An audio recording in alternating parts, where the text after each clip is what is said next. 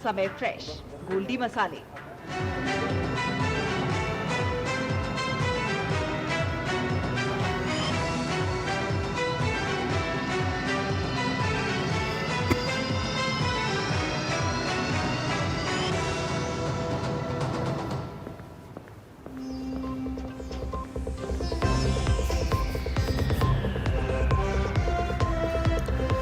नमस्कार, news night में आप सभी का स्वागत है। मैं हूं आपके साथ आरेंद्र। खबरों के इस प्राइम टाइम शो में हम आपके लिए लेकर आते हैं देश दुनिया की हर जरूरी और महत्वपूर्ण खबर।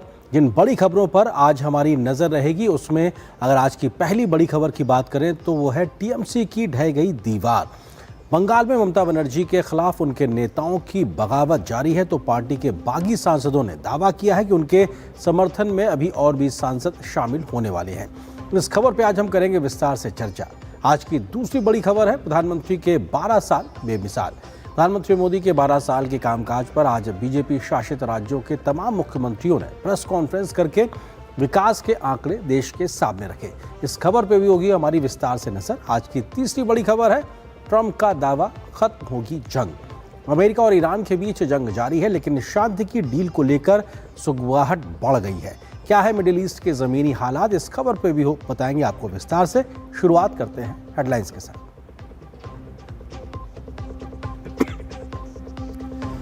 ममता की हार के 14 दिन बाद टूटी टीएमसी। 19 लोकसभा सांसदों ने स्पीकर को भेजा लेटर। सोमवार को ओम बिरला से करेंगे मुलाकात। खुद को असली तृणमूल कांग्रेस के तौर पर मान्यता दिए जाने की करेंगे मांग।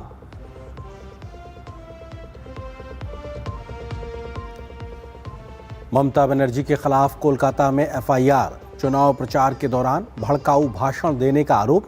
भड़काऊ भाषण के एक और मामले में अभिषेक बनर्जी भी पुलिस के घेरे में।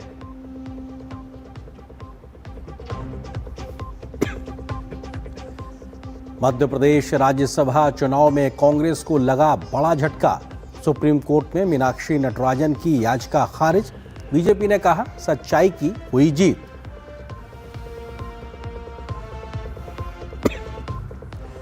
श्री अमरनाथ यात्रा की सुरक्षा का अंतिम ड्राफ्ट तैयार। गृह मंत्री अमित शाह ने की सुरक्षा समीक्षा की उच्च स्तरीय बैठक। पुख्ता सुरक्षा के लिए बहुस्तरीय अभेद सुरक्षा ग्रिड का किया जाएगा निर्माण। गृह मंत्री ने कहा सुरक्षा एवं सुगम यात्रा के लिए सरकार प्रतिबद्ध।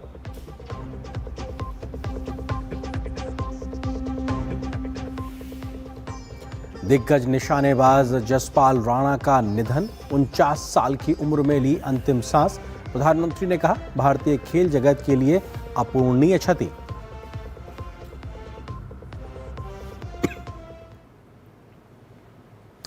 सुर्खियां देख रहे थे आप, खबरों पर डालते हैं विस्तार से नजर। और आज की बड़ी खबर से करते हैं शुरुआत, जो कि है बंगाल से जुड़ी हुई।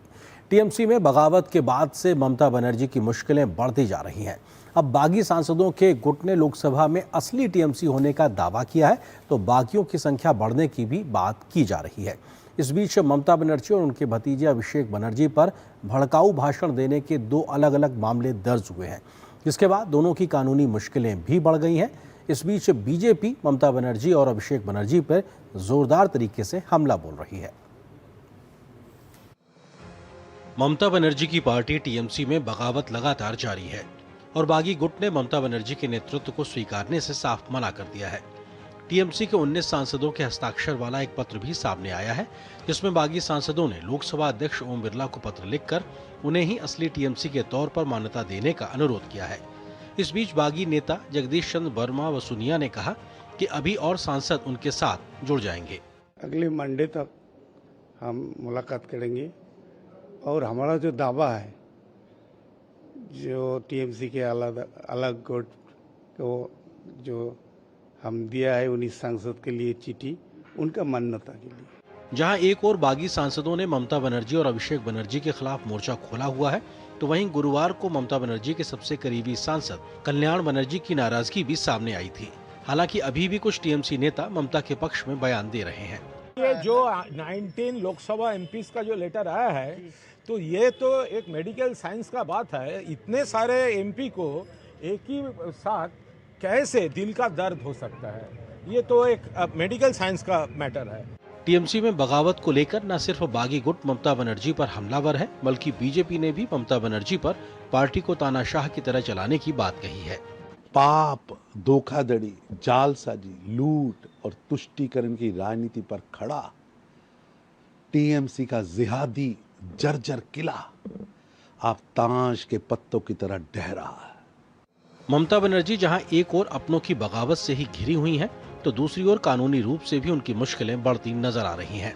ममता बनर्जी के खिलाफ कोलकाता के नेताजी नगर पुलिस स्टेशन में लिखित शिकायत दर्ज कराई गई है, जिसमें 2026 विधानसभा चुनाव प्रचार के दौरान दिए गए कथित बयान पर कानूनी कार्रवाई की मांग की गई है। ममता बनर्जी पर आरोप है कि चुनावी सभा में ममता ने ऐसा बयान दिया जो सांप्रदायिक तनाव और भय का माहौल पैदा कर सकता है। इसी तरह ममता बनर्जी के भतीजे अभिषेक बनर्जी के खिलाफ भी भड़काऊ बयान का मामला दर्ज हुआ है, जिसके बाद सीआईडी टीम अभिषेक बनर्जी के घर पहुंची। जो बयान उन्होंने ममता जी ने दिए थे, उससे बहुत बड़ा दंगा फसाद हो सकता था, खून खराबा हो सकता था, पॉलिटिकल हिंसा फैलाने का कोशिश किए थे। खाली उन्होंने नहीं, अभिषेक और बहुत सारे MPs, MLAs and ministers Trinamool का उन लोगों भी किए थे। इस बीच पश्चिम बंगाल में कथित विज्ञापन घोटाला भी सामने आया है, जिसकी आंच ममता बनर्जी तक जाती नजर आ रही है।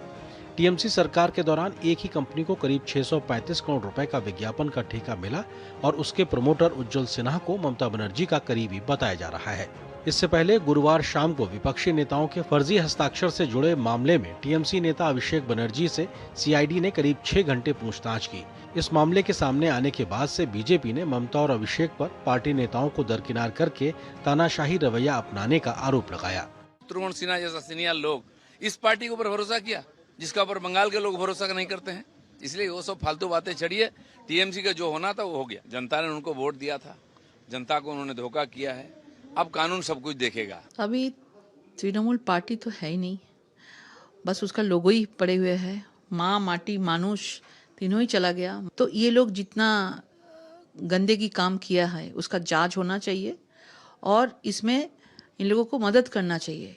अभिषेक बनर्जी को जरूरी मदद करना चाहिए ये जांच में, और जो भी सच है वो सामने आना चाहिए। बंगाल पुलिस ने टीएमसी नेता जहांगीर खान की सार्वजनिक रूप से परेड कराई है। गुरुवार के बाद शुक्रवार को भी पुलिस ने जहांगीर खान को फलता के राजा रामपुर इलाके में हाफ पैंट पहनाकर पैदल घुमाया। गुरुवार को पश्चिम बंगाल स्पेशल टास्क फोर्स ने उन्हें नेपाल सीमा के पास से गिरफ्तार किया था। कुल मिलाकर बंगाल चुनाव नतीजों के बाद से ममता बनर्जी जहां अपनों की बगावत में घिरी हैं, तो उनके ऊपर कसता कानूनी शिकंजा भी उनकी मुश्किलें बढ़ा सकता है। कोलकाता से सौरभ दत्ता और दिल्ली से शैलेंद्र मिश्र के साथ ब्यूरो रिपोर्ट, डीडी न्यूज। तो ममता दीदी बगावत अपनों के ही जो की जा रही है उससे घिरती नजर आ रहे हैं। तो टीएमसी में टूट की कहानी क्या है, आपको उसके सिलसिलेवार तरीके से बताते हैं कैसे ये टूट की कहानी शुरू होती है। 6 मई एक तरीके से शुरुआत होती है और वैसे तो कहा जाए 4 मई को नतीजे आए थे, जब 80 सांसद विधायक ही जीत पाए थे टीएमसी के। उसके बाद से ये पटकथा कहीं ना कहीं शुरुआत हो गई थी। 6 मई को क्या होता है, विधायकों की बैठक में अभिषेक बनर्जी के लिए ममता बनर्जी तालियां बजवाती हैं और वहीं से तमाम जो सीनियर नेता है उनके मन में बगावत दिखाई पड़ती है। अभिषेक बनर्जी को नेता के तौर पर वो स्वीकारते नजर नहीं आते हैं, जबकि ममता दीदी चाहती थी कि अब पार्टी अभिषेक को दे दी जाए। 19 मई को ऋतव्रत बनर्जी और संदीपन शाह, ये 2 टीएमसी के जो विधायक थे, इनके बगावती सुर बैठक में खुलकर सामने आते हैं और इस प्रकार की तमाम बातें बैठकों में साफ तौर पर टीएमसी की बैठक में नजर आती है। 22 मई को शुभेंदु अधिकारी की दिल्ली में विधायक ऋतव्रत बनर्जी से मुलाकात होती है और उसके बाद में एक प्रकार से घटनाक्रम तेजी से बदलता है। क्या होता है उसके बाद, 25 मई को टीएमसी विधायकों के फर्जी हस्ताक्षर के विवाद की शुरुआत होती है और अभिषेक बनर्जी पे ये आरोप लगता है कि उन्होंने तमाम टीएमसी के विधायकों के फर्जी हस्ताक्षर करके स्पीकर, विधानसभा के स्पीकर को दे दिए हैं। 27 मई को फर्जी हस्ताक्षर पर ऋतव्रत बनर्जी और संदीपन शाह ने विधानसभा के अध्यक्ष को पत्र लिखकर स्थिति को स्पष्ट किया और आरोप लगाया कि साहब ये फर्जी हस्ताक्षर है। उसके बाद 27 मई को विधानसभा सचिवालय ने एफआईआर दर्ज कराई और सीआईडी ने इस मामले को अपने हाथ में लिया और इसकी जांच शुरू हो गई, जिसके मामले में कल करीबन 6 घंटे अभिषेक बनर्जी से पूछताछ भी की गई। 31 मई को ममता बनर्जी बैठक बुलाती, जिसमें बमुश्किल 20 विधायक ही पहुंचते हैं, फिर बैठक रद्द कर दी जाती। जबकि दूसरी तरफ उसी दिन 50 विधायक कोलकाता के एक होटल में अलग से बैठक करते हैं और एक प्रकार से वो बागी गुट का दर्जा हासिल करते दिखाई पड़ते हैं और बगावत साफ तौर पर सामने आ चुकी होती है। 2 जून की बात करें तो ममता खेमे ने विपक्षी नेता और चीफ विप जो कि विधानसभा में होंगे टीएमसी की ओर से, उनको नए लोगों को नियुक्त करने का जो पत्र था वो स्पीकर को सौंपा, लेकिन स्पीकर ने इनकार कर दिया क्योंकि संख्या बल के आधार पर वो स्थिति स्पष्ट दिखाई नहीं दे रही थी। 3 जून के लिहाज की बात की जाए तो बागी विधायकों ने स्पीकर को 58 सदस्यों के हस्ताक्षर वाला पत्र सौंप दिया और उसके बाद में कहा कि साहब हम ही असली टीएमसी और हमको मान्यता देकर एक प्रकार से विपक्षी दल के नेता को मान्यता दी जाए। 3 जून को ममता बनर्जी ने सभी संगठनात्मक जो पार्टी की इकाइयां थी, समितियां थी, उनको भंग करने का ऐलान किया क्योंकि बगावत साफ तौर पे ममता दीदी को दिखाई पड़ रही थी। उसके बाद 8 से 11 जून के बीच में घटनाक्रम बहुत तेजी से बदलता है।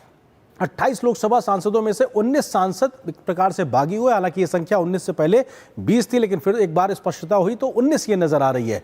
9 से 10 जून के बीच में ममता बनर्जी और सोनिया गांधी की दिल्ली में मुलाकात होती है 9 जून को, और 10 जून को अभिषेक बनर्जी और राहुल गांधी की दिल्ली में मुलाकात होती है। और इन मुलाकातों के बीच चर्चा ये चलती है कि क्या टीएमसी का विलय करने की बात कांग्रेस में चल रही है। ये तमाम अफवाहें, खबरें चल रही थी। 10 और 11 जून के बीच में 3 राज्यसभा सांसद जिसमें सुष्मिता देव, शिवेंदु शेखर राय, प्रकाश शिक बराइक, इन्होंने इस्तीफा दे दिया राज्यसभा की सदस्यता से। तो 3 टीएमसी के राज्यसभा के सांसदों का इस्तीफा होता है। 11 जून को क्या होता है, ममता के सबसे करीबी सांसद कल्याण बनर्जी खुलकर नाराजगी व्यक्त करते हैं और अभिषेक बनर्जी पे गंभीर सवाल खड़े करते हैं। उसके बाद मामला और ज्यादा तूल पकड़ता हुआ दिखाई पड़ता है। उसके बाद 12 जून को 19 बागी लोकसभा सांसदों का लेटर सामने आता है, यानी कि आज की तारीख में यह लेटर पब्लिक डोमेन में आ चुका है, जिसमें उन लोगों ने मांग की है लोकसभा अध्यक्ष से कि उनको असली टीएमसी के तौर पे मान्यता दी जाए और उनको ही एक प्रकार से असली टीएमसी माना जाए। अब वर्तमान में ममता बनर्जी के पास सिर्फ 22 विधायक और 18 सांसद लोकसभा राज्यसभा के मिलाकर बचे, तो एक प्रकार से ये बड़ी तौर पे टूट की कहानी है। लेकिन इस घटनाक्रम का एक पहलू ये भी है कि कौन से वो सांसद है जो सबसे ज्यादा बागी सुर अपनाए हुए हैं। तो उन चेहरों को भी आप देख लीजिए। काकोली घोष दस्तीदार जो एक प्रकार से अगुवाई करती नजर आ रही हैं, परासाज से टीएमसी की सांसद हैं। उसके अलावा दीपक अधिकारी हैं जो कि घाटाल से सांसद हैं, जगदीश चंद्र बसुनिया हैं, कुछ बिहार से सांसद हैं, कालीपद सोरेन हैं, झारग्राम से एक सांसद हैं। ये तमाम वो चेहरे जो टीएमसी की बागी हो चुके हैं। खलीरुर रहमान जंगीपुर से, जून मालिया मेदिनीपुर से, यूसुफ पठान बहरामपुर से, अरूप चक्रवर्ती बांकुड़ा से ये सांसद हैं। इन सब ने ममता बनर्जी के खिलाफ बगावत के सुर अपनाए हुए हैं।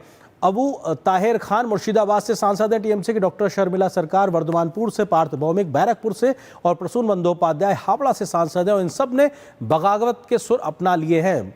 बापी हलदार मथुरापुर से, असित कुमार माल बोलपुर से सांसद हैं टीएमसी के, सायोनी घोष यादवपुर से और शताब्दी राय बीरभूम से ये सांसद हैं। इन सब ने ये सब उस 19 सांसदों की लिस्ट में शामिल हैं जो कि एक तरीके से बागी साफ तौर पे हो गए हैं। माला रॉय कोलकाता दक्षिण से, रचना बनर्जी हुबली से और मिताली बाग आराम बाग से ये सांसद हैं। तो टोटल 19 वो चेहरे थे जो एक प्रकार से बगावत के सुर अपनाए हुए हैं। तो ये अपने आप में महत्वपूर्ण वो चेहरे हैं जो एक प्रकार से लोकसभा में मुख्य तौर पे खुद को असली टीएमसी बता रहे हैं। आज की इसी बड़ी खबर पे हम करेंगे चर्चा। इससे जुड़ा है आज का हमारा विशेष आपकी टेलीविजन स्क्रीन पर।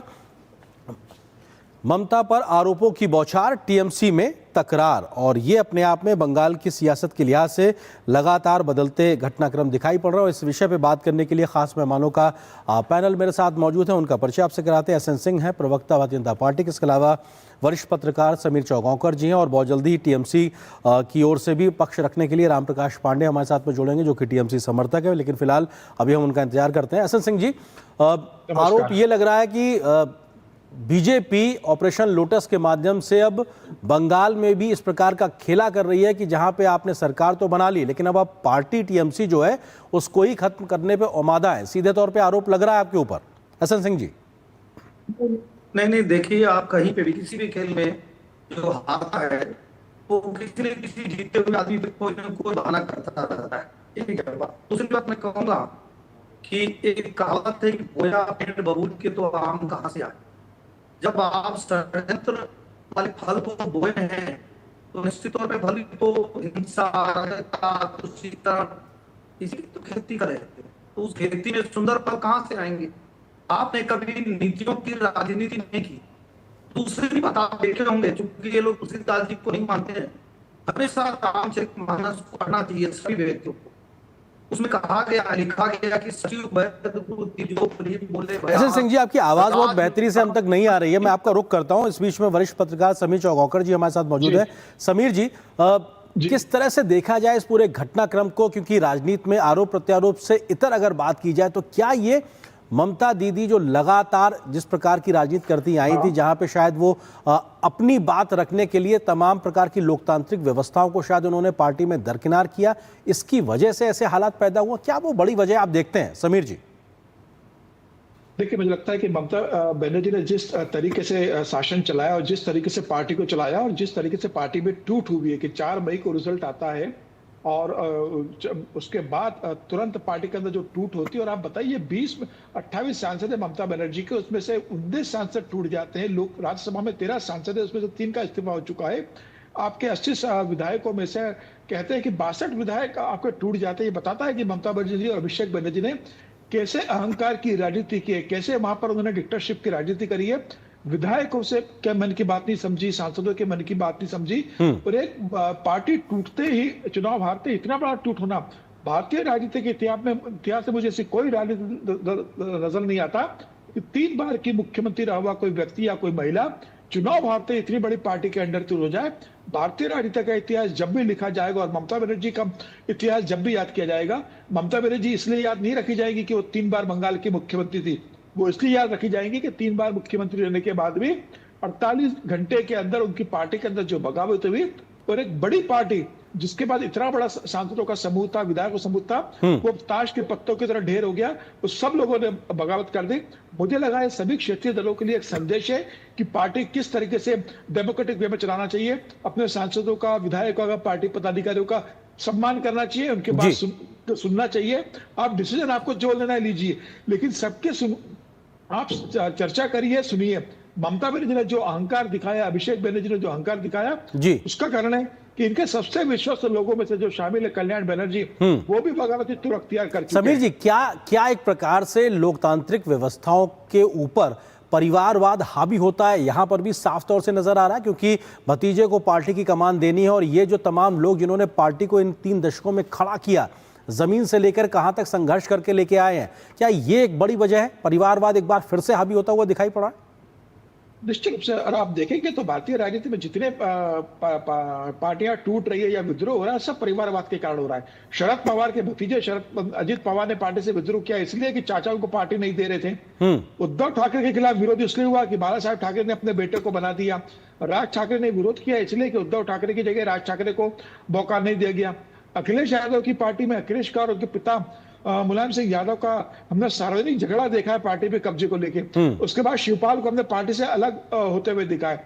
वही चंद्रबाबू नायडू से हमने उनकी पार्टी, एनटी रामाराव से उनकी पार्टी, उनके दामाद चंद्रबाबू नायडू को हमने लेते हुए देखा है। मायावती का जिस तरीके से अखिलेश आनंद को आप प्रमोट कर रही है मायावती, वो भी हम देख रहे हैं। तो परिवारवाद पार्टी को संदेश है कि अगर आप सिर्फ अपने परिवार को लेकर चलोगे, बिल्कुल, तो शायद इस प्रकार की स्थिति होती नजर आएगी।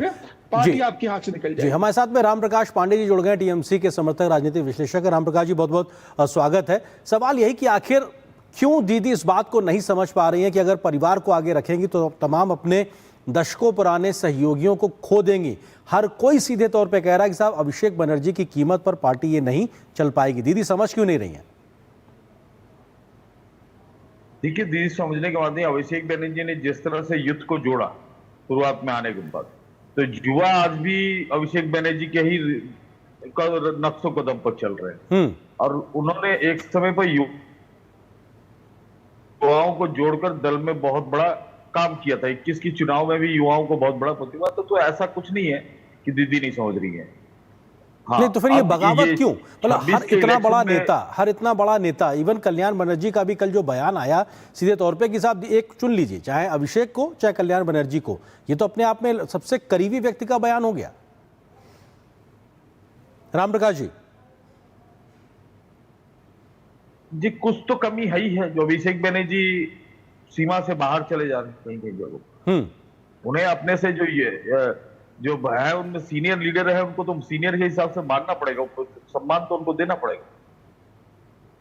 तो आप जो ये बात कह रहे हैं, तो क्या दीदी और अभिषेक बनर्जी क्यों नहीं समझ रहे हैं? इतनी बड़ी बगावत की पार्टी खत्म होने के बाद आ गई है।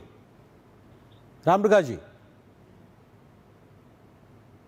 देखिए समझ सभी रहे हैं और इसके लेके बैठ के हो ही रही है। और अभी भी है कि सामने आपको समय बोलता हूँ कि कर्मी जो है सामने जो सामने पंचायत इलेक्शन कॉर्पोरेशन इलेक्शन आएगा, तो भारतीय जनता पार्टी के पास जमीनी स्तर के कर्मी नहीं है और कर्मी अभिषेक बनर्जी के पास ही, ठीक है, ममता बनर्जी के पास ही। जी एसएन सिंह जी, सवाल मैं फिर से वही दोहराता हूं कि क्या वजह है कि ऑपरेशन लोटस को लेकर आपके ऊपर आरोप लग रहे हैं कि आप या तो दबाव बनाकर या फिर आप अपना धनबल इस्तेमाल करके एक तरीके से वहां पार्टी तोड़ने का काम कर रहे हैं? ये सीधे तौर पे आरोप लग रहा है टीएमसी की ओर से आप पे? नहीं देखिए, हम लोग तो कर्म के सिद्धांत को मानने वाले हैं। गीता में लिखा गया है कि जो जैसा कर्म करेगा वैसा फल पाएगा। अगर आप ईर्ष्या, द्वेष, राग, हिंसा, तुष्टीकरण ऐसे बीज को बोएंगे तो फल भी ऐसा ही मिलेगा। वो दिख रहा है। मुझे लगता है कि आज जो कुछ भी पश्चिम बंगाल में हो रहा है, टीएमसी के साथ हो रहा है, ममता बनर्जी के साथ हो रहा है, उसके लिए दूसरा कोई जिम्मेदार नहीं है।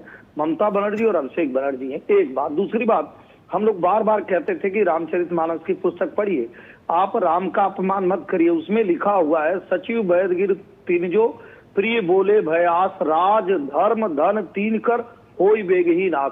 जब इनके वरिष्ठ जन भी समझा रहे थे कि अभिषेक बनर्जी वो योग्यता नहीं रखते हैं जो दूसरे लोग योग्यता रखते हैं, लेकिन अगर आप पुत्र मोह के नाते, भतीजे मोह के नाते अगर ऐसा कार्य करेंगी तो हम महाभारत में भी दिखाया गया है कि मोह में सब कुछ चौपट हो जाता है।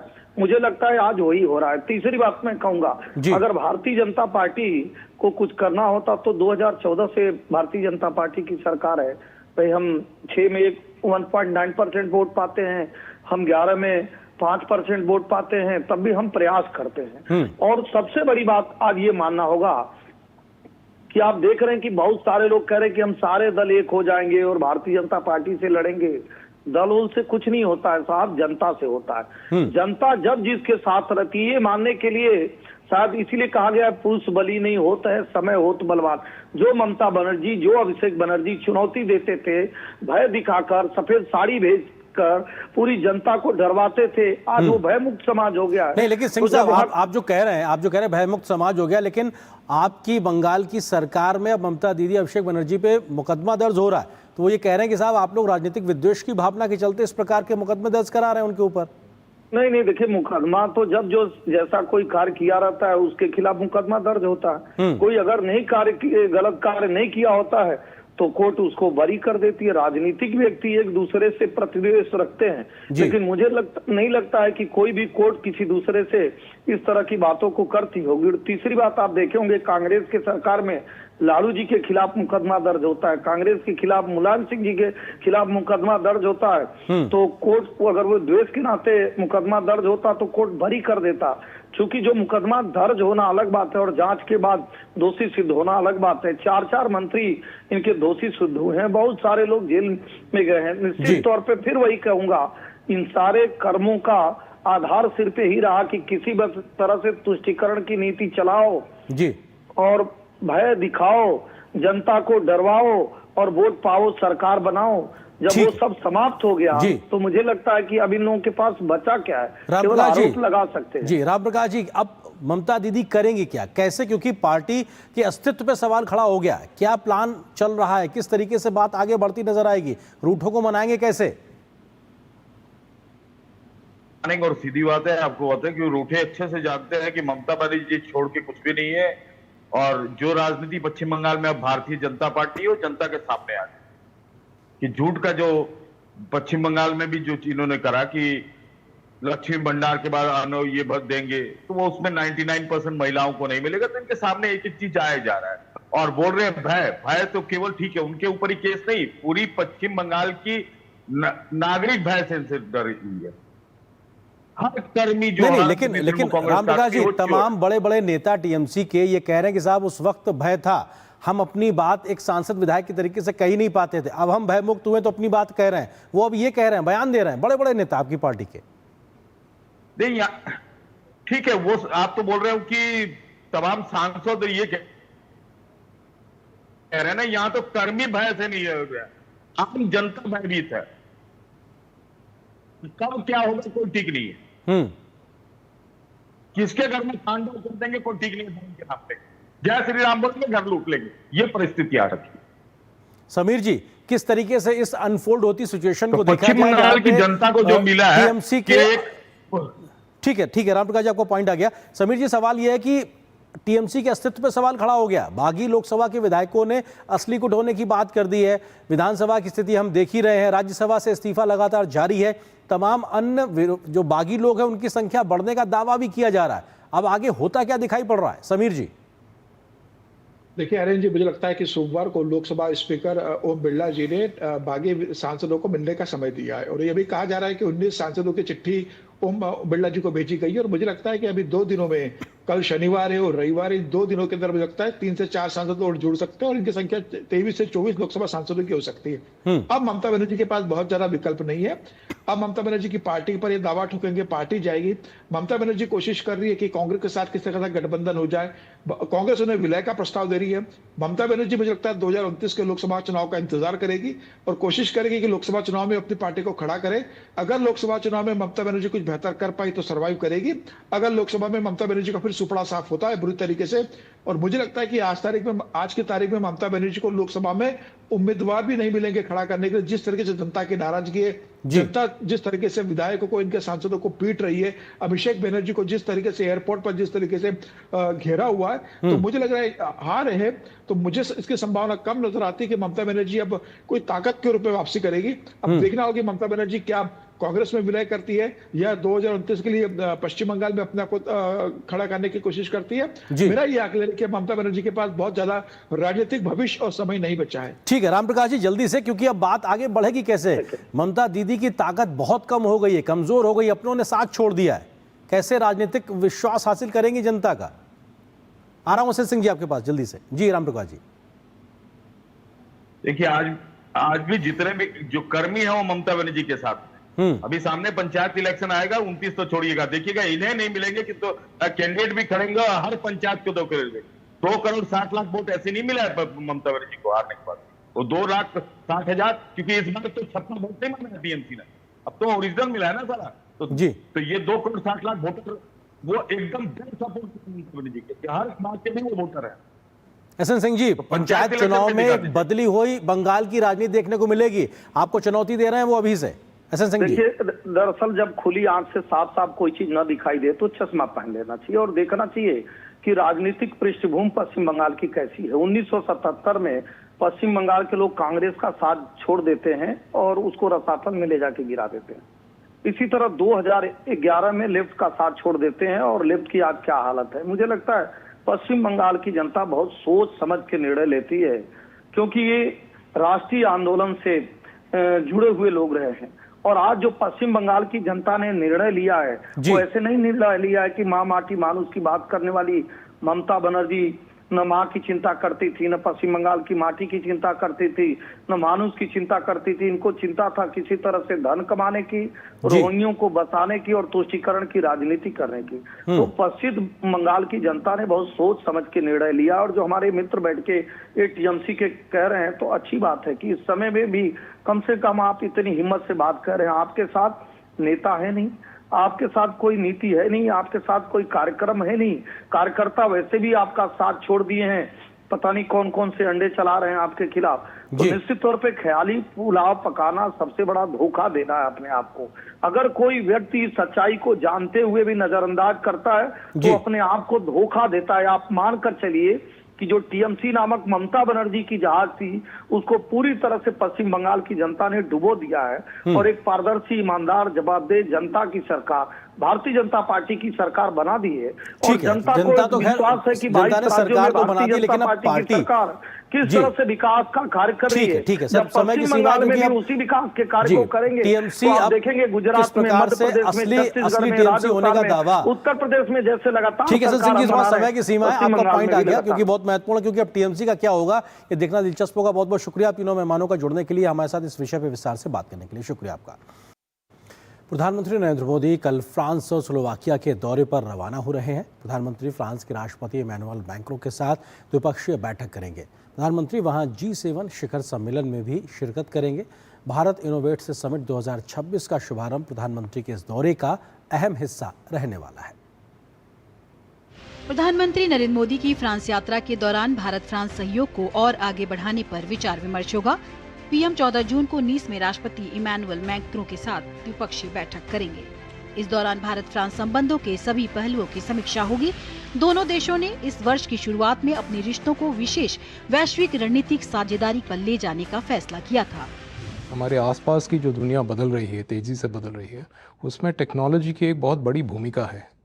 तो हमारे आम निजी जीवन में निजी स्तर पे जिस तरह से उथल पुथल हो रही है टेक्नोलॉजी की वजह से, तो क्या हम दोनों देश मिलके इसके ऊपर कुछ काम कर सकते हैं जिससे कि सभी का फ़ायदा हो। और दोनों देश एक तरह से नॉलेज इकोनॉमीज़ हैं। आपने देखा होगा पिछले कुछ सालों में भारत दुनिया में से चौथा सबसे बड़ा स्टार्टअप इकोसिस्टम के रूप में उभर के आया है।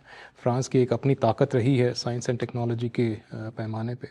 सो ये एक मेन कारण है कि हम दोनों देश सोच रहे हैं कि किस तरह इसमें हमारे संबंध हैं इनको और प्रगाढ़ करें हम।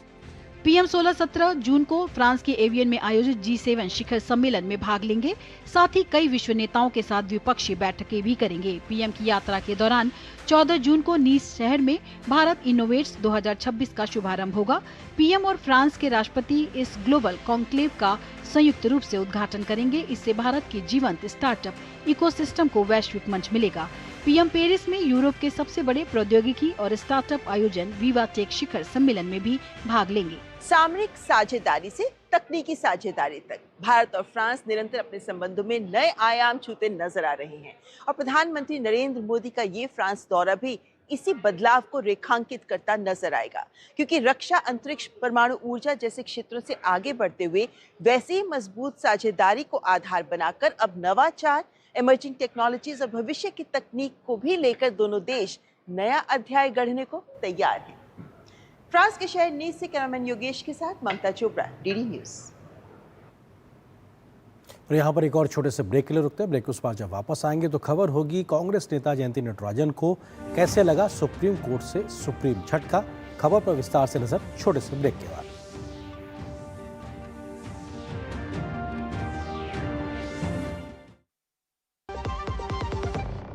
आप फिक्र मत कीजिए खन्ना साहब, वादा तो कर दिया पर ये पहुंचेगा कैसे? एक दिन में मार्कशीट कैसे मिलेगी शालिनी को? कल संडे है, मॉम की दवाइयाँ कल तक नहीं पहुंची तो पहुंच जाएगा। जो भी तुम चाहोगे वही पहुंचाऊंगा, एक दिन में डिलीवरी करके आऊंगा। सबको पता है कि मैं सबका दोस्त हूँ, हर सामान टाइम से पहुंचाने की ये बात है, दिल को दिल से मिलाने की ये बात है। ये है भारतीय डाक की नई 24 स्पीड पोस्ट सेवा। अब आपकी हर पोस्ट की गारंटीड डिलीवरी सिर्फ एक दिन में, ओटीपी की अतिरिक्त सुरक्षा के साथ। 24 स्पीड पोस्ट, भरोसा आपका, वादा हमारा। डाक सेवा, जन सेवा। बाबूजी के गुजर जाने के बाद ना बेटा एकदम अकेला पड़ गए थे। कभी कर्जा, कभी ब्याज। फिर एगो दिन लगा कि कोई अपना भी साथे खड़ा बा। मुसीबत के टाइम भी, बुआई और कटाई के टाइम भी, बीज से लेके बाजार तक, बस ई साथ ऐसे ही निभाते रहिए। 12 साल किसान कल्याण के, 12 साल विश्वास के, विकास के, जन कल्याण के।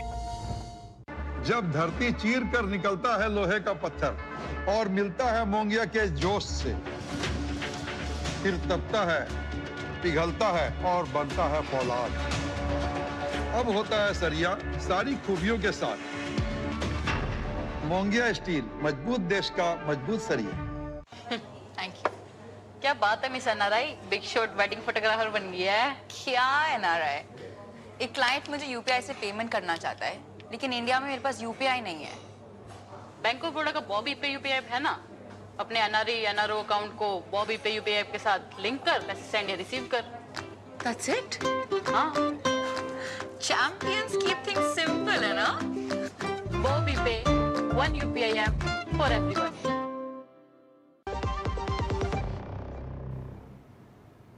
मध्य प्रदेश राज्यसभा चुनाव में कांग्रेस को बड़ा झटका लगा है। कांग्रेस की उम्मीदवार मीनाक्षी नटराजन को सुप्रीम कोर्ट से भी राहत नहीं मिली है। नामांकन रद्द किए जाने के फैसले को चुनौती देने वाली उनकी याचिका को सुप्रीम कोर्ट ने खारिज कर दिया है। कोर्ट ने स्पष्ट किया है कि ऐसे मामलों में उम्मीदवार के पास चुनाव याचिका के जरिए हाई कोर्ट जाने का वैधानिक विकल्प मौजूद है। सुप्रीम कोर्ट के फैसले के बाद सियासत भी तेज हो गई है। कांग्रेस जहां इसे लोकतंत्र और चुनावी प्रक्रिया से जुड़ा मुद्दा बता रही है, तो वहीं बीजेपी इसे सत्य की जीत और नियमों के पालन का मामला बता रही है। कांग्रेस नेता मीनाक्षी नटराजन को सुप्रीम कोर्ट से राहत नहीं मिली है। मीनाक्षी नटराजन ने राज्यसभा चुनाव के लिए नामांकन रद्द किए जाने के फैसले को सुप्रीम कोर्ट में चुनौती दी थी, जिसे कोर्ट ने खारिज कर दी। सुप्रीम कोर्ट ने कहा कि आरपी एक्ट और सुप्रीम कोर्ट के पुराने फैसलों के मुताबिक नामांकन रद्द होने की स्थिति में उम्मीदवार के पास केवल हाई कोर्ट में इलेक्शन पिटीशन दायर करने का विकल्प होता है। याचिकाकर्ता इस कानून के तहत हाई कोर्ट में इलेक्शन पिटीशन दायर करने के लिए स्वतंत्र हैं। याचिका खारिज होने पर मीनाक्षी नटराजन ने कहा कि सर्वोच्च न्यायालय से कोई शिकायत नहीं है। कोर्ट ने कम से कम हमारी बात तो सुनी। चुनाव आयोग के आरोप कॉम्प्रोमाइज थे। मेरा कोई आरोप माननीय उच्चतम न्यायालय के ऊपर नहीं है। उन्होंने तो अपना एक निर्णय दिया। मैं तो पहले दिन से कह रही हूँ कि चुनाव आयोग कॉम्प्रोमाइज्ड है। सुप्रीम कोर्ट में मीनाक्षी नटराजन की याचिका खारिज होने पर मध्य प्रदेश सरकार के मंत्री विश्वास सारंग ने कहा कि सुप्रीम कोर्ट ने जो निर्णय दिया उससे दूध का दूध और पानी का पानी हो गया है। सुप्रीम कोर्ट ने जो निर्णय दिया है वो दूध का दूध और पानी का पानी सामने आ गया। हम तो पहले ही कह रहे थे कि कांग्रेस जबरदस्ती हंगामा बरपा रही है। उन्होंने स्वयं अपनी हार से बचने के लिए अपना फॉर्म रिजेक्ट कराया। नटराजन का राज्यसभा नामांकन रद्द होने के विरोध में जंतर मंतर पर कांग्रेस कार्यकर्ताओं ने जमकर उत्पात मचाया। प्रदर्शन के दौरान कांग्रेस कार्यकर्ता पुलिस बैरिकेड पर चढ़कर हाथों में तख्तियां लेकर नारेबाजी करने लगे, जिसके बाद पुलिस ने कांग्रेस के कई नेताओं और विधायकों को हिरासत में ले लिया। बता दें कि मध्य प्रदेश में राज्यसभा चुनाव से पहले कांग्रेस को ये बड़ा राजनीतिक झटका लगा है। पार्टी उम्मीदवार मीनाक्षी नटराजन का नामांकन जांच के दौरान खारिज कर दिया गया था। बीजेपी ने कांग्रेस उम्मीदवार पर नामांकन एफिडेविट में आपराधिक मामला छिपाने का आरोप लगाया था, जिसके बाद मीनाक्षी नटराजन ने सुप्रीम कोर्ट का रुख किया था। विकास सारथी के साथ bureau report, DD news. Pahalgam में हुए आतंकी हमले के बाद इस वर्ष की अमरनाथ यात्रा को लेकर सुरक्षा व्यवस्था पर विशेष ध्यान दिया जा रहा है। श्रद्धालुओं की सुरक्षा सुनिश्चित करने के लिए केंद्र सरकार और सुरक्षा एजेंसियां कोई कोर कसर नहीं छोड़ना चाहती। गृह मंत्री अमित शाह ने आज उच्च स्तरीय बैठक कर यात्रा की सुरक्षा तैयारियों की समीक्षा की है। बैठक में राष्ट्रीय सुरक्षा सलाहकार, जम्मू कश्मीर के उपराज्यपाल, सेना प्रमुख समेत सुरक्षा और प्रशासनिक तंत्र के बड़े अधिकारी मौजूद रहे। सरकार ने स्पष्ट किया है कि इस बार यात्रा मार्ग पर बहुस्तरीय सुरक्षा घेरा, अत्याधुनिक निगरानी प्रणाली और एजेंसियों के बीच बेहतर समन्वय के जरिए श्रद्धालुओं को सुरक्षित और सुगम यात्रा का अनुभव सुनिश्चित किया जाएगा। केंद्रीय गृह मंत्री अमित शाह ने आगामी वार्षिक अमरनाथ यात्रा के मद्देनजर सुरक्षा और संचालनगत तैयारियों की समीक्षा करने के लिए शुक्रवार को एक उच्च स्तरीय बैठक की अध्यक्षता की। इस वर्ष अमरनाथ यात्रा 3 जुलाई से शुरू होने जा रही है, जिसके मद्देनजर सुरक्षा एजेंसियां और प्रशासन व्यापक स्तर पर तैयारियों में जुटे हुए हैं। बैठक में एनएसए अजित डोभाल, जम्मू कश्मीर के उपराज्यपाल मनोज सिन्हा, सेना प्रमुख जनरल उपेंद्र द्विवेदी और केंद्रीय रिजर्व पुलिस बल के महानिदेशक जीपी सिंह के अलावा अन्य वरिष्ठ सुरक्षा और प्रशासनिक अधिकारी शामिल हुए। केंद्रीय गृह मंत्री अमित शाह ने साफ किया कि सरकार श्री अमरनाथ यात्रा के श्रद्धालुओं की सर्वोच्च सुरक्षा एवं सुगम यात्रा के लिए पूर्णतः कटिबद्ध है। यात्रा मार्ग पर सीएपीएफएस, जम्मू कश्मीर पुलिस तथा सभी सुरक्षा एजेंसियों के समन्वित प्रयासों से बहुस्तरीय अभेद्य सुरक्षा ग्रिड स्थापित की जाएगी। सुरक्षा व्यवस्था में ड्रोन, सीसीटीवी निगरानी, सर्विलांस सिस्टम तथा अन्य आधुनिक तकनीकों के व्यापक उपयोग के साथ पारंपरिक सुरक्षा तंत्र को और दुरुस्त किया जाएगा। यात्रा के दौरान विभिन्न सीएपीएफएस, जम्मू कश्मीर पुलिस के वरिष्ठ अधिकारी शिविर स्थलों पर व्यवस्थाओं की निरंतर निगरानी करेंगे।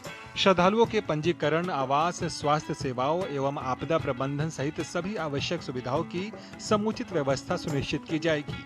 यात्रा से जुड़े स्थानीय लोगों एवं पशुओं के पंजीकरण, क्यूआर कोड युक्त आइडेंटिटी कार्ड जारी किए जाएं। पशुओं के स्वास्थ्य परीक्षण हेतु शिविर लगाए जाएंगे।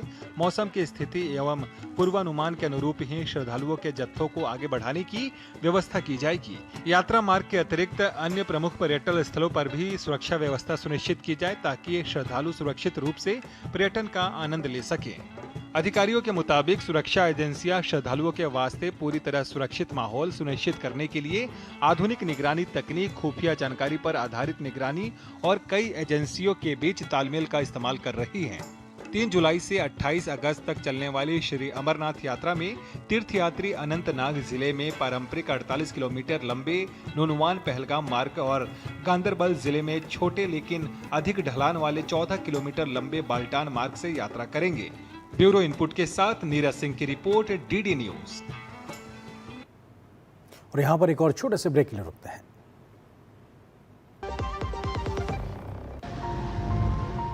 जब मैंने नई लाइफ शुरू की थी ना बेटा, तो सफर में 1000 चुनौतियां मिली, पर साथ में हौसला भी मिला, रफ्तार भी मिली, भरोसा मिला, फिर लक्ष्मी मिली।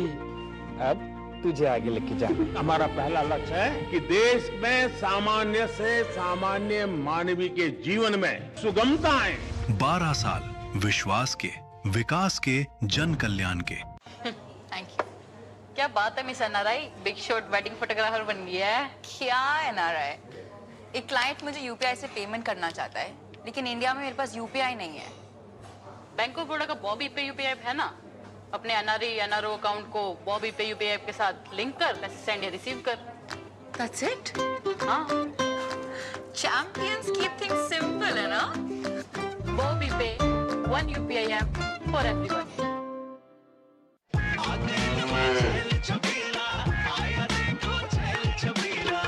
एक कपिला, अरे भाई सब एक ही जैसा होता है। ये लो साधारण पशु आहार।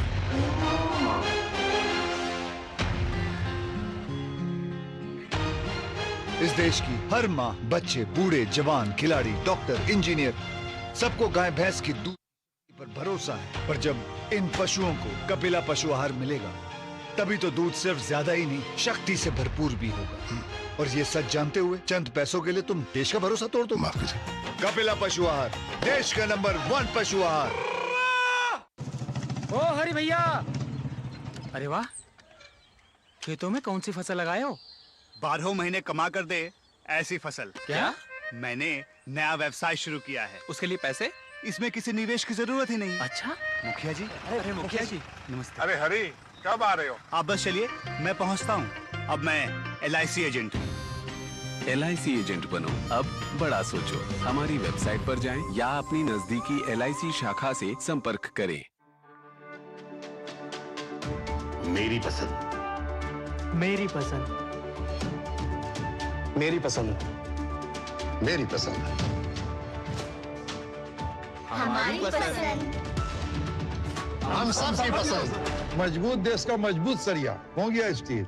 बीमारी हुई तो पता लगा कि हॉस्पिटल का बिल ऑफिस के हेल्थ इंश्योरेंस से कई गुना ज्यादा है। काश मैंने हेल्थ इंश्योरेंस लिया होता। पॉलिसी बाजार पे 1 करोड़ का हेल्थ इंश्योरेंस सिर्फ 550 रुपए महीने से शुरू।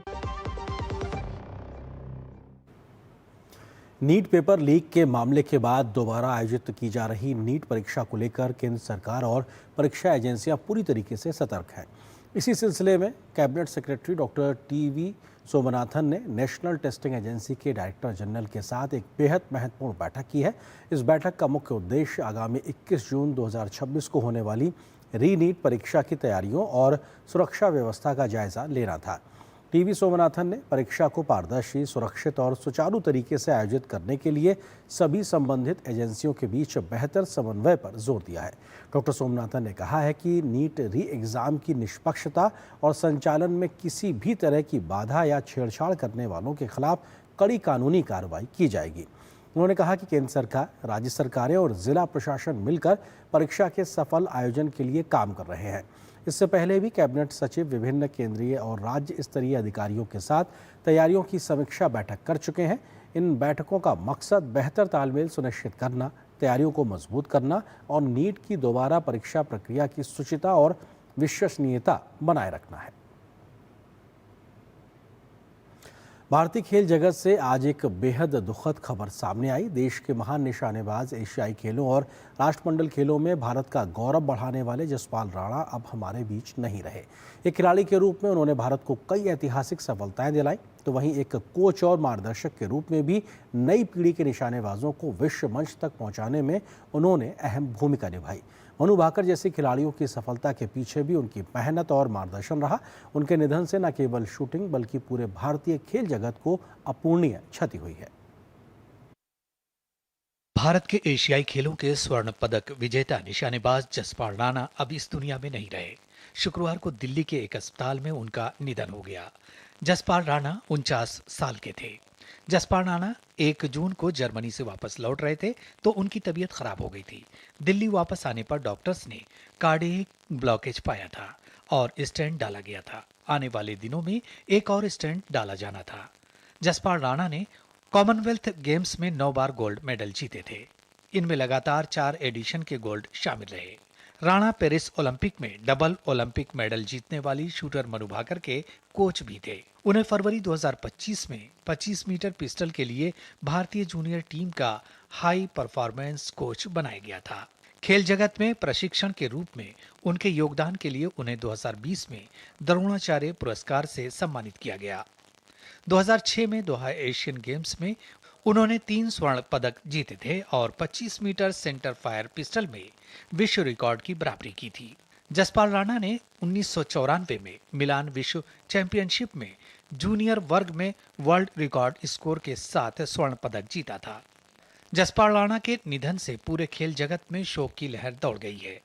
प्रधानमंत्री नरेंद्र मोदी ने भी इस अपूरणीय क्षति पर गहरा दुख व्यक्त किया है। पीएम ने एक्स पर लिखा, श्री जसपाल राणा जी के निधन से गहरा दुख हुआ है। उनका जाना भारतीय खेल जगत के लिए एक बहुत बड़ी क्षति है। उन्होंने शूटिंग में अपनी असाधारण उपलब्धियों से देश का मन बढ़ाया। एक मेंटर के तौर पर भी उनका योगदान बहुत अहम रहा। उन्होंने पूरी लगन से युवा खिलाड़ियों को तराशा और उनका मार्गदर्शन किया। बेहतरीन प्रदर्शन, अनुशासन और खेल जगत की सेवा के प्रति उनकी अटूट निष्ठा के कारण उन्हें बहुत सम्मान मिला। दुख की इस घड़ी में मेरी संवेदनाएं उनके परिवार, दोस्तों और पूरे खेल जगत के साथ हैं। ओम शांति। जसपाल राणा के निधन पर राष्ट्रपति द्रौपदी मुर्मू और गृह मंत्री अमित शाह ने भी दुख जताया। Bureau report, DD news.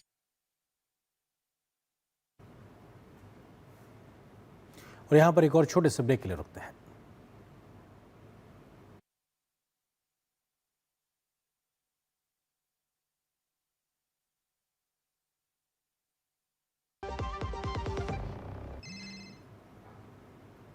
Miss सीमा जी, अभी पुलिस स्टेशन आई है।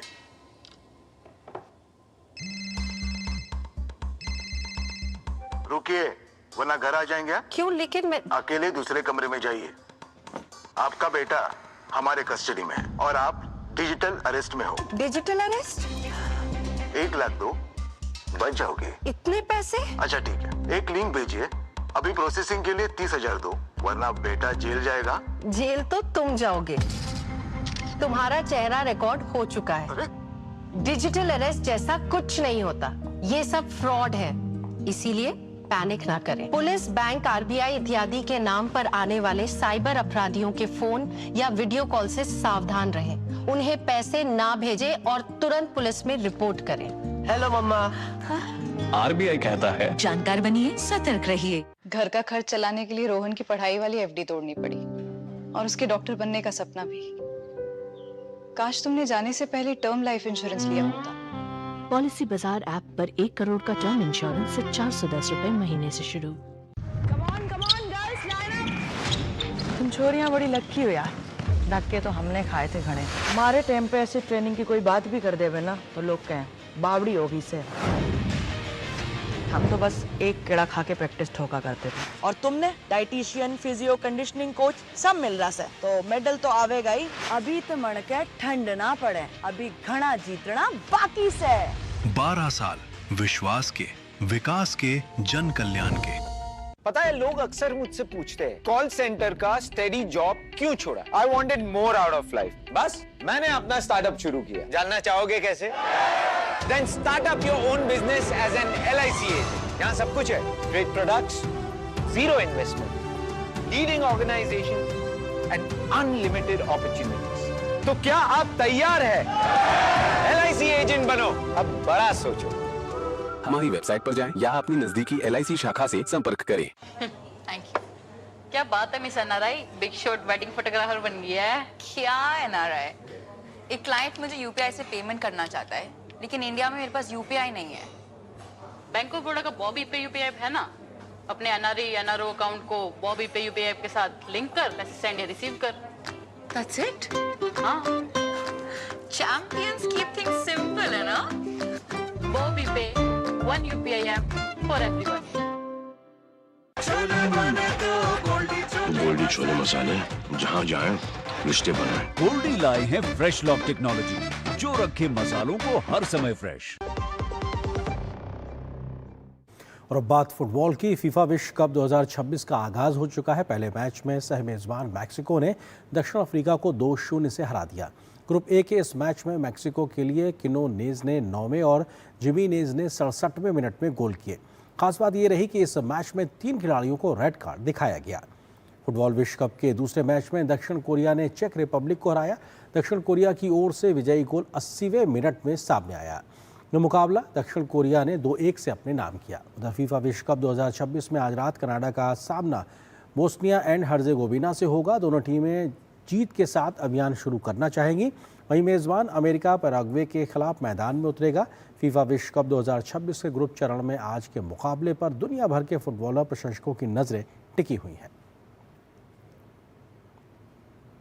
महिला क्रिकेट का सबसे बड़ा महाकुंभ आज देर रात से शुरू होने जा रहा है। इंग्लैंड और वेल्स में खेले जा रहे ICC महिला T20 विश्व कप 2026 में दुनिया की 12 सर्वश्रेष्ठ टीमें खिताब के लिए मुकाबला करने उतरेंगी। आज पहला मुकाबला मेजबान इंग्लैंड और श्रीलंका के बीच खेला जाएगा।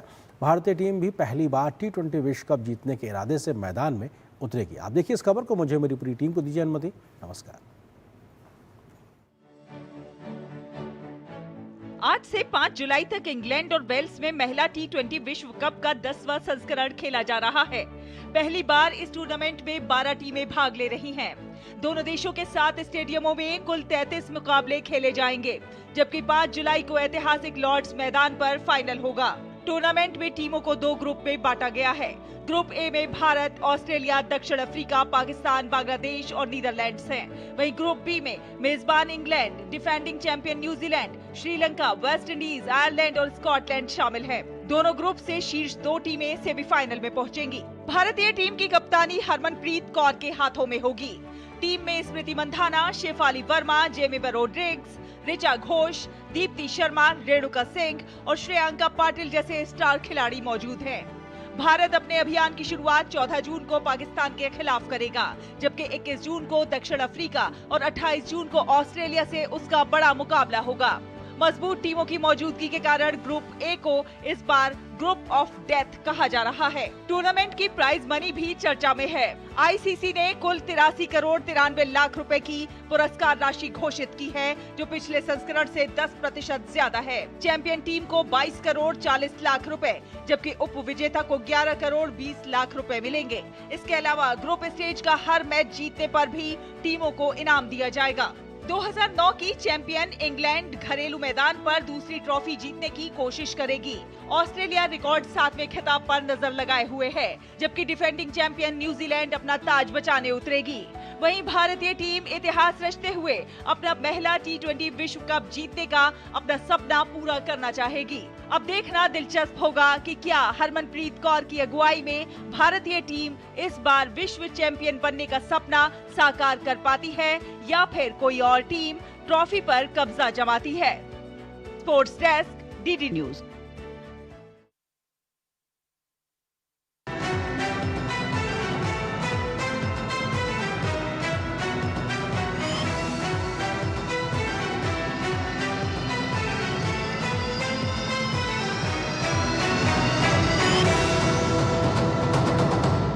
न्यूज नाइट के प्रायोजक थे गोल्डी मसाले।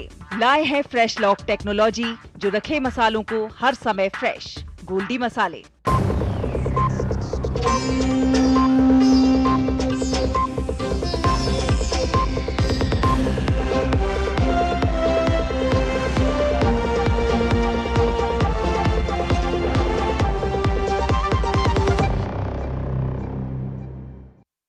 Decode presented by KEI Wires and Cables.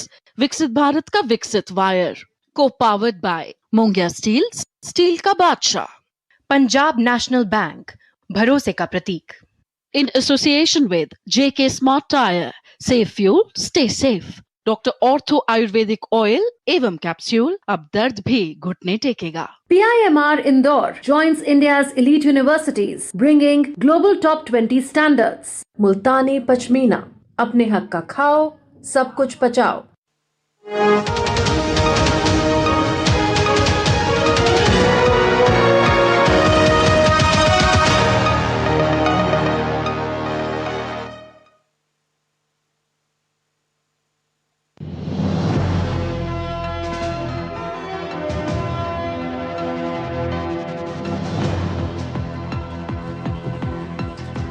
नमस्कार, मैं हूं सुधीर चौधरी और डिकोड में आपका स्वागत है। तो आइए आज की खबरों को आपके लिए डिकोड करते हैं। आज की सबसे बड़ी खबर ममता बनर्जी के बारे में है। सबसे पहली खबर ये कि कोलकाता में ममता बनर्जी के खिलाफ एक FIR दर्ज कर ली गई है, जिसमें यह आरोप लगाया गया है कि चुनाव प्रचार के दौरान उन्होंने ऐसा बयान दिया जो सांप्रदायिक तनाव पैदा कर सकता था। और दूसरी खबर ये कि TMC के 19 बागी सांसदों के हस्ताक्षर वाली एक चिट्ठी सार्वजनिक कर दी गई है, जिसे इस बगावत का पक्का सबूत माना जा रहा है। और ये चिट्ठी लोकसभा स्पीकर को भी भेज दी गई है। लेकिन TMC ये कहती है कि ये हस्ताक्षर जाली हैं और इनकी जांच होनी चाहिए। आज हम ये भी विश्लेषण करेंगे कि क्या अभिषेक बनर्जी जानबूझकर ऐसे लोगों को पार्टी में लेकर आए जो उम्र में कम हैं, राजनीति में बिल्कुल अनुभवहीन हैं, ताकि अभिषेक बनर्जी उन्हें कंट्रोल कर सके। इसके बाद आज की सबसे बड़ी खबर यह है कि अमेरिका के राष्ट्रपति डोनाल्ड ट्रंप ने खुद कहा है कि युद्ध को रोकने के लिए अब ईरान के साथ उनका समझौता लगभग फाइनल हो चुका है और इस वीकेंड पर इस समझौते पर हस्ताक्षर भी हो सकते हैं। लेकिन एक सच्चाई ये भी है कि ईरान युद्ध के इन 104 दिनों में ट्रंप कम से कम 39 बार यह दावा कर चुके हैं कि अब युद्ध विराम बहुत जल्द होने ही वाला है। और आखिर में आपको बताएंगे कि इलॉन मस्क दुनिया के पहले खरबपति व्यक्ति बन गए हैं। आज से उनकी कंपनी SpaceX के IPO ने 7,20,000 करोड़ रुपए जुटा लिए हैं आज, जिससे इस कंपनी की कीमत 170 लाख करोड़ रुपए हो गई है। और अकेले इलॉन मस्क की अपनी निजी संपत्ति 94 लाख करोड़ रुपए की है।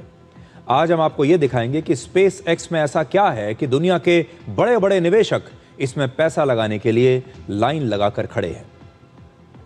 लेकिन पहले आज की सबसे बड़ी राजनीतिक खबर, ममता बनर्जी की पार्टी TMC में चल रही बगावत को लेकर एक बहुत बड़ी खबर आई है।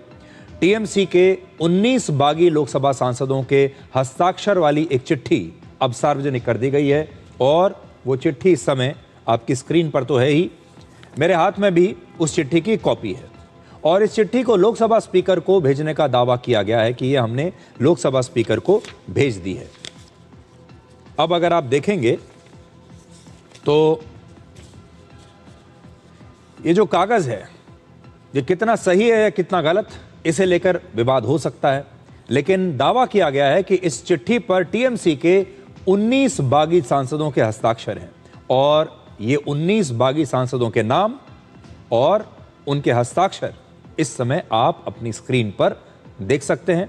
ये सारी जो चिट्ठी है इसमें सब कुछ हाथ से लिखा गया है, पेन से लिखा गया है, टाइप नहीं किया गया है। सबके नाम लिखे हैं और साथ ही उनके हस्ताक्षर हैं।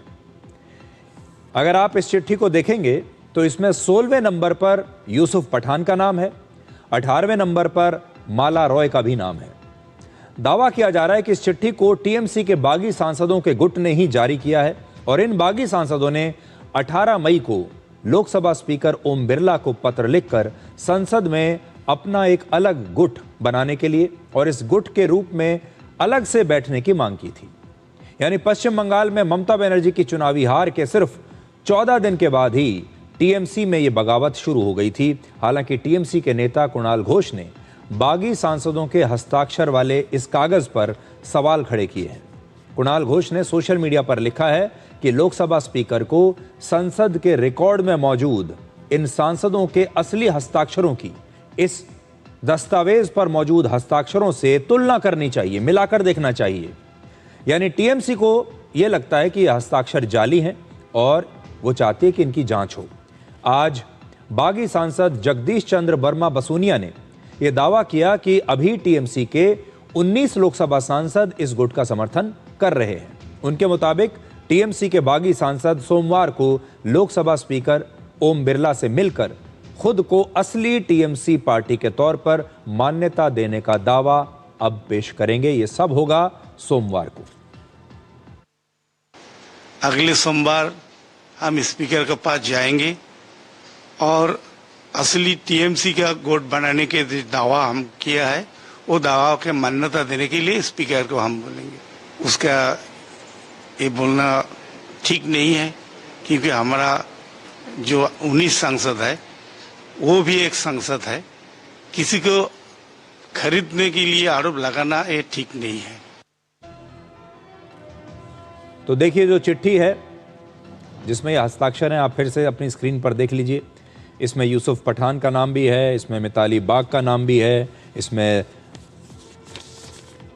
सयानी घोष का नाम है। इन सब के नाम आप यहां पर देख सकते हैं।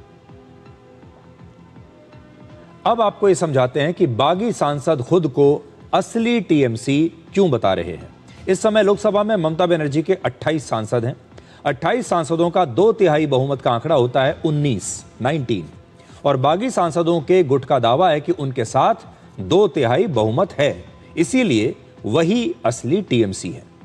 राज्यसभा में भी ममता बनर्जी के 13 सांसद थे और इनमें से 3 सांसद पहले ही इस्तीफा दे चुके हैं, जबकि एक और सांसद रुक्मिनी मलिक ने भी राज्यसभा से 11 जून को इस्तीफा दे दिया है। हालांकि उनका इस्तीफा अभी मंजूर नहीं हुआ है। यानी एक एक करके ममता बनर्जी की पार्टी के ये विकेट गिरते जा रहे हैं। अब देखिए ये हो क्यों रहा है। ममता बनर्जी 71 वर्ष की हैं, जबकि उनके भतीजे अभिषेक बनर्जी की उम्र सिर्फ 38 साल है। और ये सारे लोग जो छोड़कर जा रहे हैं पार्टी या जो बगावत कर रहे हैं, उनका ये कहना है कि वो अभिषेक बनर्जी से परेशान है। अभिषेक बनर्जी की जो मैच्योरिटी है वो बहुत कम है और अभिषेक बनर्जी एक नेता नहीं है, इसलिए सारी गलती अभिषेक बनर्जी की है। उन्होंने पार्टी को बर्बाद कर दिया और ये लोग अब अभिषेक बनर्जी के नेतृत्व में काम नहीं कर सकते। ममता बनर्जी के साथ काम कर सकते हैं, लेकिन अभिषेक बनर्जी के साथ नहीं। अभिषेक बनर्जी हैं सिर्फ 38 साल के। ममता बनर्जी लगभग 40 से 42 वर्षों से राजनीति में सक्रिय हैं। उन्होंने जमीन पर उतरकर जमीनी राजनीति शुरू की थी और आज भी उनकी जो राजनीति है वो जमीनी राजनीति है। जबकि 38 वर्ष के अभिषेक बनर्जी के लिए ममता बनर्जी का भतीजा होना ही उनकी सबसे बड़ी राजनीतिक उपलब्धि आप मान सकते हैं। उनकी सबसे बड़ी जो काबिलियत है वो यही है। वर्ष 2011 में जब ममता बनर्जी पहली बार मुख्यमंत्री बनी, उसी साल सिर्फ 23 साल की उम्र में अभिषेक बनर्जी को टीएमसी के यूथ विंग का राष्ट्रीय अध्यक्ष बना दिया गया। सोचिए, सिर्फ 23 साल की उम्र में, जबकि उन्होंने पार्टी के लिए कोई काम नहीं किया था। फिर 3 साल के बाद ही 2014 में सिर्फ 26 साल की उम्र में वो पहली बार लोकसभा के सांसद बन गए और अभिषेक बनर्जी ने लगातार 3 बार लोकसभा का चुनाव जीता, 2014, 2019 और 2024 के चुनाव में। लेकिन इस दौरान उन्हें ये सारे वोट ममता बनर्जी के कारण मिले, उनके अपने काम के लिए नहीं। पिछले 15 वर्षों में टीएमसी में ममता बनर्जी के बाद वो सबसे ताकतवर नेता बन गए और आज वो पार्टी के राष्ट्रीय महासचिव हैं और लोग